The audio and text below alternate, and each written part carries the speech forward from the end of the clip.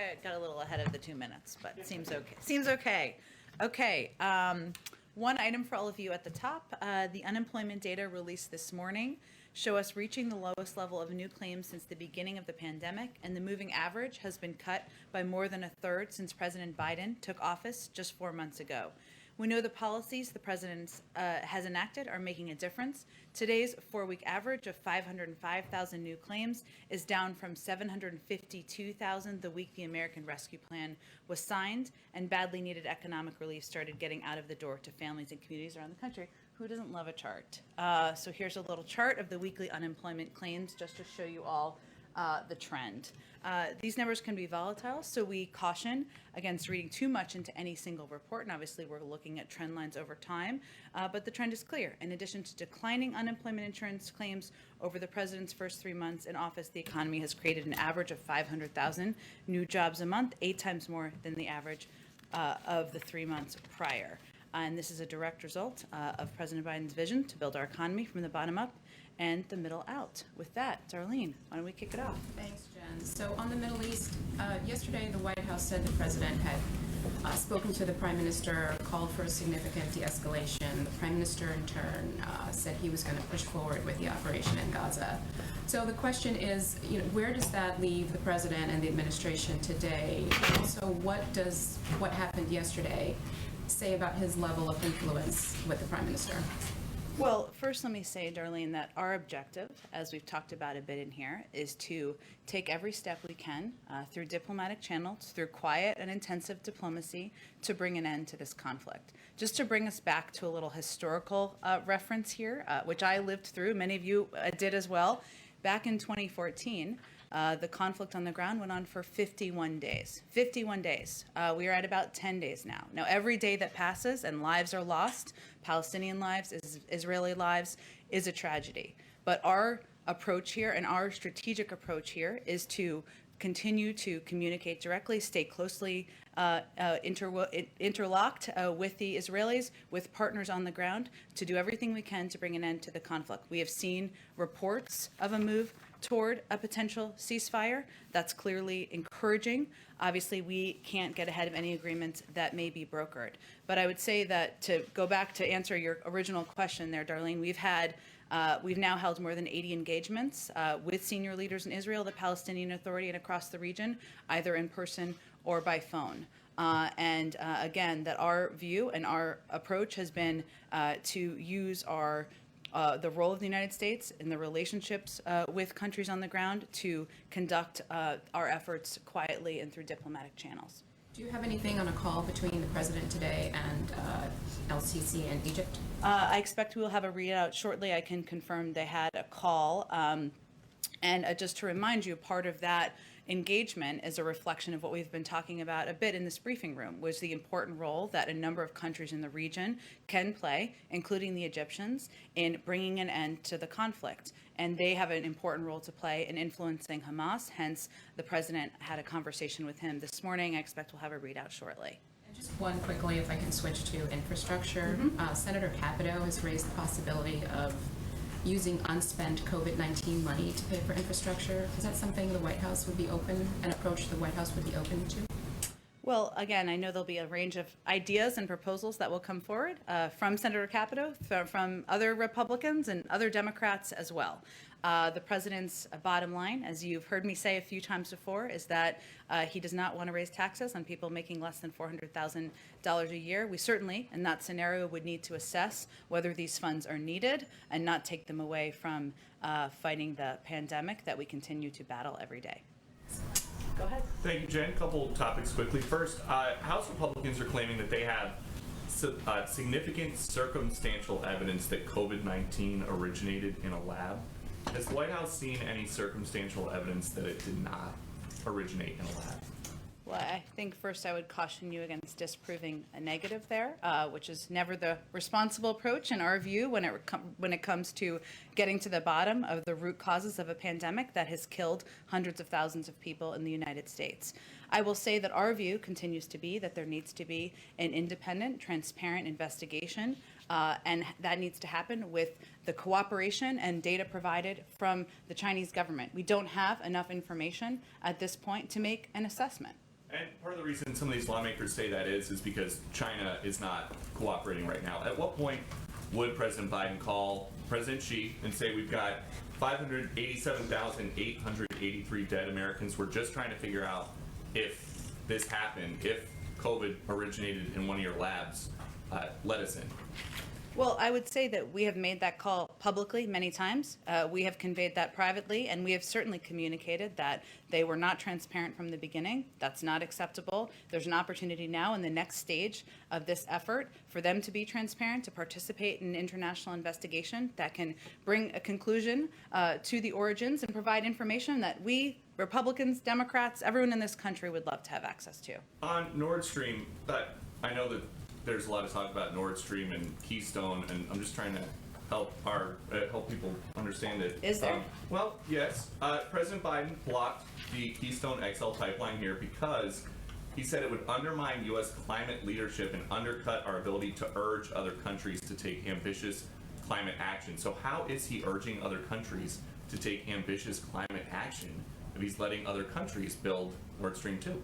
First, we're hardly letting any country or other countries build Nord Stream 2. When the president took office, 95% of this pipeline was built. We've continued to convey that we believe it's a bad idea, a bad plan, and we have also put in place and taken actions over the last several days to make that clear, in large part because our view is that it's a Russian geopolitical project that threatens European energy security and that of Ukraine and in the east and eastern flank NATO allies and partners. Hence, there's a geopolitical concern about this pipeline, and we've taken steps over the last several days to make that clear. So a lot of concerns, and it seemed like there was the ability by the U.S. government to sanction some officials to stop the project at like 95%, but you're not doing it.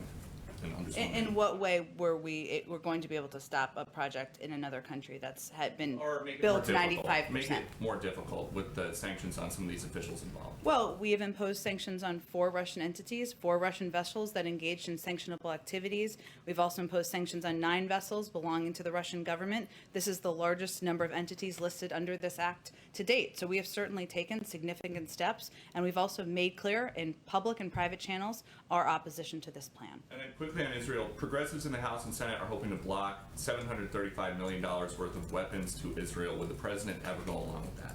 Well, let me first say that the State Department oversees arms sales and any confirmation of those specific details or notifications that may have gone to Congress. So I would let them speak to that specific proposal you're asking about. I will say that we've had a long, abiding security and strategic relationship with Israel that has been certainly the case for decades. As a candidate, though, President Biden boasted that he was the only one in the race who had ever brought world leaders together to solve a major problem. There's a major problem in the Middle East right now. So why aren't the leaders and the people there benefiting from all of his foreign policy experience? Do you not count the 80 engagements we've had with countries around the world, including the president's call with the leader of Egypt, the 4 calls he's had with the Israeli prime minister, and the fact that there have been reports of a ceasefire, a movement toward a ceasefire? I would say, do you not count him telling Benjamin Netanyahu, who he says he's known for a long time, that he wanted that he expected a de-escalation by yesterday, and Netanyahu just ignoring him? Well, first of all, I would say that we are continuing to work toward that, and that we have believed that they are in a position to start winding their operations down. And certainly that is what we've been conveying, and that is what we expect to happen in short order. So, last one. The president says that foreign policy is something he's done his entire life. Mm-hmm. Is it working? I would say that if you look at the fact that the global community believes that America is back, has a seat at the table, that we're going to continue to lead in the efforts to get the climate crisis under control, to lead in the efforts in engagement around the world, certainly bringing about an end to this conflict, but also moving toward diplomacy as it relates to North Korea, and moving toward a place where the United States returns to the place of being a leader in global forum, as we hope to be at NATO. I would say we're certainly working on changing the tide of the last 4 years. Go ahead. There are decidedly mixed signals coming out of both the Iranians and the Europeans on the chances of a nuclear deal being struck. Can you tell us who's right? well, I don't know if I'm going to take assess in that exact term, in that exact phrasing, but I will tell you this. We remain engaged as a party in these discussions. Obviously, our discussions, as you know from following this, are through indirect talks through the Europeans. We continue to believe that our efforts as it relates to bringing an end or preventing Iran from acquiring a nuclear weapon need to happen through diplomatic channels. And those talks and engagements are continuing. We always know from having lived through these negotiations before, there will be bumpy roads, there will be different assessments, but we're continuing to work toward progress. On South Korea, the president's seeking to tap into the U.S. vaccine supply as part of his visit. How does the White House view such requests from advanced economies like South Korea? Is there a higher bar? Can you give us some color on those requests? You mean, for clarification, so you mean the president of South Korea is looking to tap into our vaccine supply? We certainly expect that the leaders will discuss ways the United States can support South Korea in its fight against COVID-19, as well as how we can work together to combat the pandemic around the world. And certainly they will raise a range of issues. I know they've noted that this is one that they intend to raise, which is hence why you're asking me about it. I will say that as it relates to the vaccine supply that we've announced, we are going to be sharing with the world. We will look at that and we will make decisions, which are still ongoing, with a couple of criteria in mind: how to do it equitably, how to ensure we're reaching parts of the world that need help the most, how to do it in a way that's fair and has a regional balance. So I don't expect that assessment to be made in advance of tomorrow, but certainly we welcome the opportunity to discuss with them how we can work together to address the global pandemic. One more question on South Korea. John Kerry and others have called on South Korea to double its 2030 targets for carbon cutting emissions, saying it won't go far enough to meet the 2050 goals. Should we expect any movement on that? Should we expect South Korea to come a little bit higher on those 2030 goals as part of these talks? Well, we are working with South Korea in areas of mutual interest, and certainly climate ambition, addressing the climate crisis that's facing the global community as part of that. Sectoral decarbonization and clean energy deployment, we expect will be a part of the discussion. And we are looking forward to enhancing technical exchanges on economy-wide decarbonization aligned with the global goal to achieve net zero greenhouse gas emissions. So I certainly expect that addressing the climate crisis, what we can do mutually, what steps they can take, perhaps what steps we can take, will be part of the discussions. But in terms of what the outcome of it will be tomorrow, I'm not in a position to get ahead of that. Go ahead. Thank you, Jen. Understanding that there have been more than 60 phone calls between 80. 80 between the administration and regional leaders, why is the president and vice president now reaching out to their regional counterparts beyond Prime Minister Netanyahu and Abbas? Why not make those some of the first phone calls? Well, the president spoke with Prime Minister Abbas. He spoke with him last week already.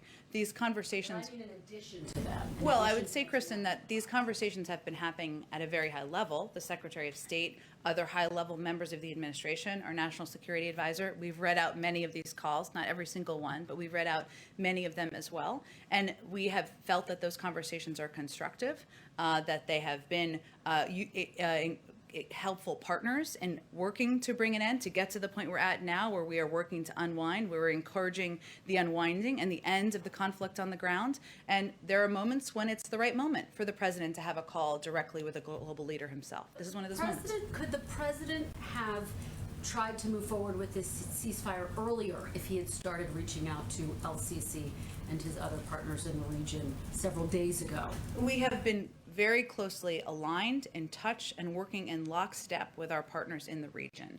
That is not required.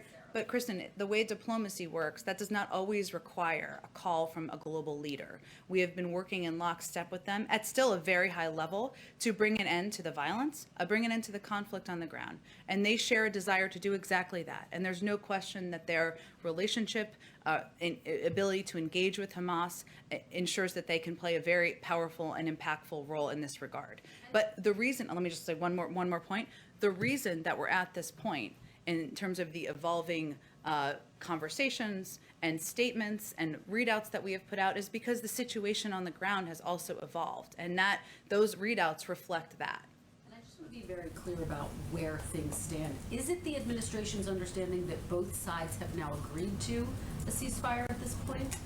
We have seen reports of a potential ceasefire, which we certainly